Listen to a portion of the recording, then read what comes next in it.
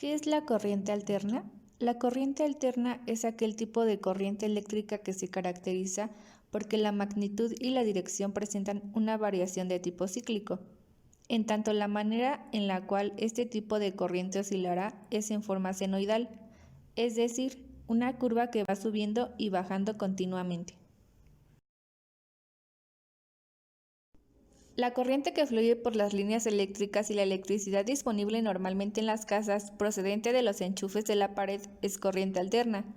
Una de las razones para elegir la corriente alterna en la transmisión de fuerza motriz es que la tensión de corriente alterna puede elevarse o disminuirse con facilidad y con pérdidas despreciables de potencia mediante el transformador, mientras que las tensiones de corriente continua no se pueden modificar sin una pérdida considerable de potencia. La corriente alterna cambia constantemente su valor. Comienza en cero, crece hasta un máximo positivo, luego decrece y llega a cero, alcanza un máximo negativo y luego otra vez cero, repitiéndose esto indefinidamente. Cada repetición desde el inicio en cero hasta que vuelve al punto de partida se llama ciclo. La mitad de un ciclo se denomina semiciclo. El generador de corriente alterna es un dispositivo que convierte la energía mecánica en energía eléctrica. El generador más simple consta de una espiral rectangular que gira en un campo magnético uniforme. La tensión del generador se denomina tensión alterna, puesto que alterna periódicamente entre positivo y negativo. El flujo de corriente también tiene que ser alterno. En cuanto a la intensidad, también se le denomina intensidad alterna. La intensidad alterna siempre está asociada a un voltaje alterno, puesto que la tensión alterna siempre provocará un flujo alterno de corriente. La frecuencia de la corriente alterna constituye un fenómeno físico que se repite cíclicamente, un número determinado de veces durante un segundo de tiempo, y puede abarcar desde 1 hasta millones de ciclos por segundo o hertz. La onda sinusoide es una clase particular de onda regularmente curva, que describe el comportamiento de los tipos más simples de sistemas oscilatorios. En la imagen podemos observar el valor máximo y pico a pico de una sinuloide, el valor medio de una sinuloide y el valor eficaz. Ahora hablemos de los instrumentos para medir la corriente alterna. Los instrumentos para medir la corriente alterna funcionan en base a un dispositivo de bobina móvil, suspendida en un campo magnético entre los polos de un imán permanente. El flujo de corriente en el sentido correcto hace que la bobina gire, moviendo la aguja sobre la escala. Para esto hay que recordar que la inversión de la polaridad hace que la bobina móvil se mueva en sentido opuesto, llevando la aguja más debajo de cero. Voltímetros con rectificador para corriente alterna. Para medir corriente alterna se puede utilizar un dispositivo móvil para corriente continua, mediante el empleo de rectificadores, que sirven para convertir de corriente alterna a corriente continua. El rectificador solo permite el flujo de corriente en un sentido, de manera que al aplicar corriente alterna, esta solo pasa en la mitad de cada uno de los ciclos completos. Para poder entenderlo mejor, veamos los siguientes circuitos.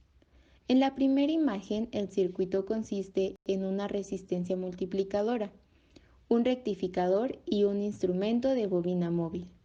En la segunda imagen, para ofrecer una vía de retorno a las pulsaciones de medio ciclo que no se aprovechan, se coloca otro diodo en oposición y las pulsaciones circulan por esta rama y no por el instrumento.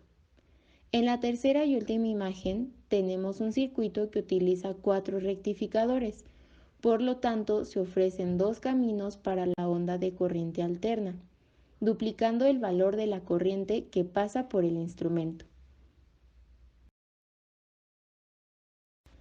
Otro instrumento es el de hierro móvil, el cual se puede utilizar para medir la intensidad y la tensión de la corriente alterna, y funciona en base al principio de repulsión magnética entre polos iguales.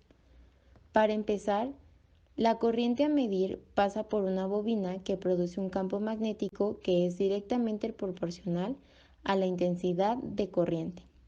Dentro de este campo hay suspendidos dos armazones, uno que está fijo en posición determinada y otro móvil, en el cual está montada la aguja del instrumento.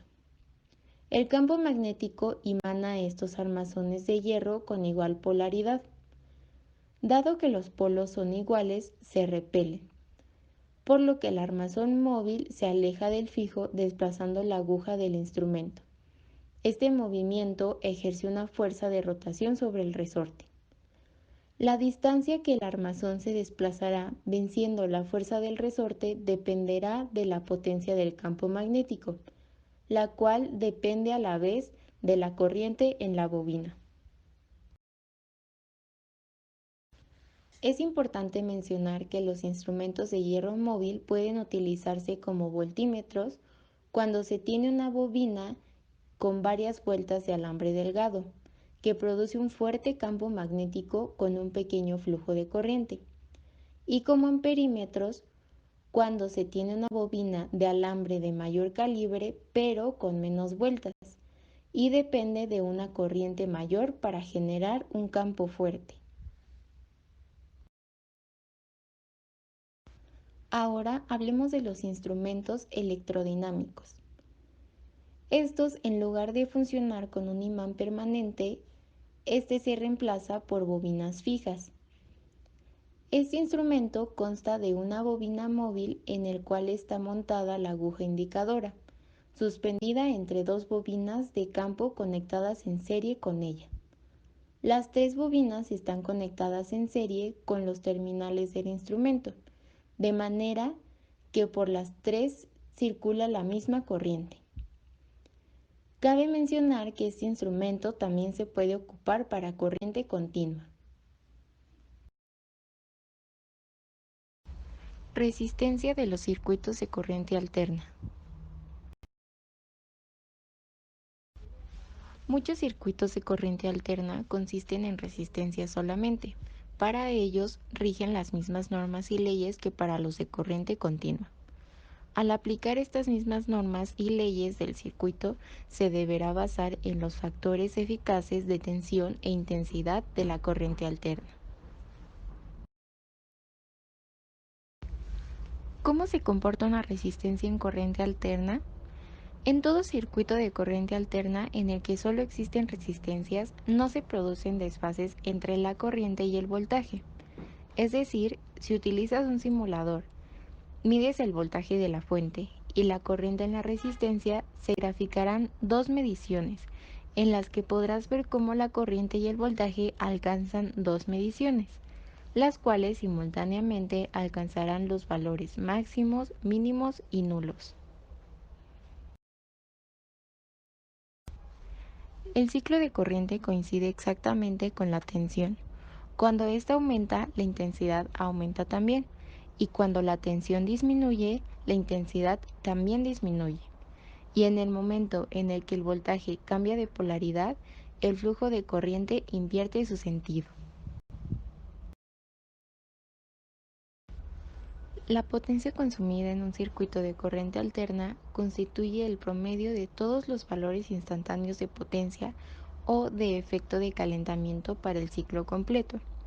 Para determinar la potencia, todos los valores instantáneos de tensión e intensidad se multiplicarán entre sí para hallar los valores instantáneos de potencia, que entonces se esquematizan con el tiempo correspondiente formando la curva de potencia.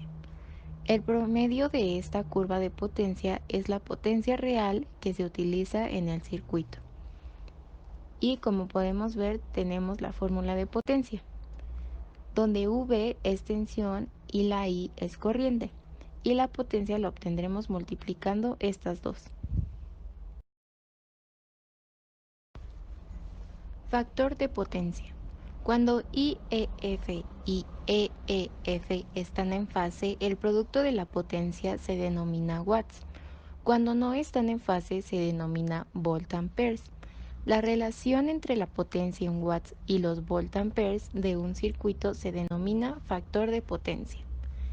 En un circuito resistivo puro, la potencia en watts es igual a IEF por EEF, de manera que en él el factor de potencia equivale a potencia en watts dividido por volt amperes, que es igual a 1.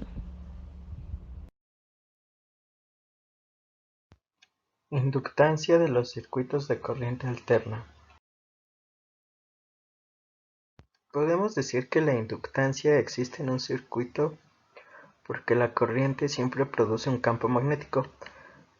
Entre las líneas de fuerza de este campo rodean al conductor que transporta la corriente, formando círculos concéntricos de su alrededor.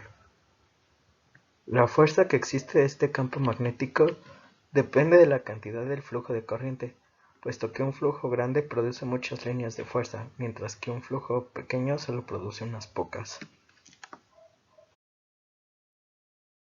Como podemos observar en esta imagen, existe una corriente 1 y una corriente 2.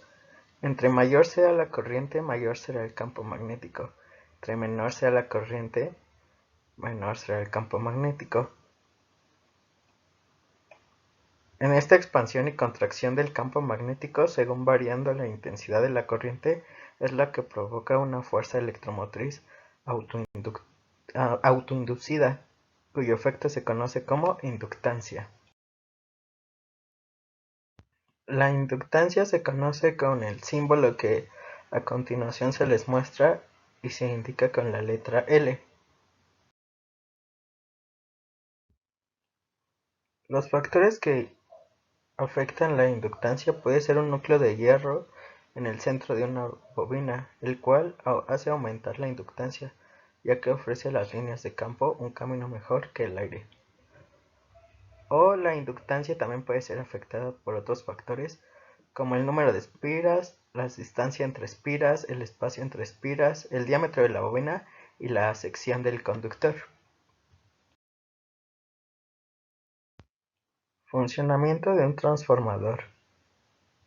El transformador siempre consiste en dos bobinas muy cercanas entre sí, pero están aisladas eléctricamente entre ambas.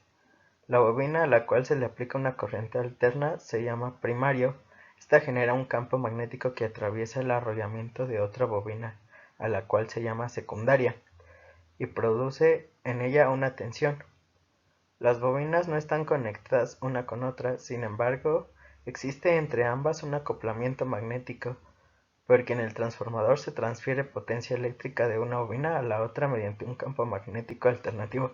Existen dos tipos de transformadores: los reductivos y los que aumentan. Unos aumentan el voltaje y otros lo disminuyen.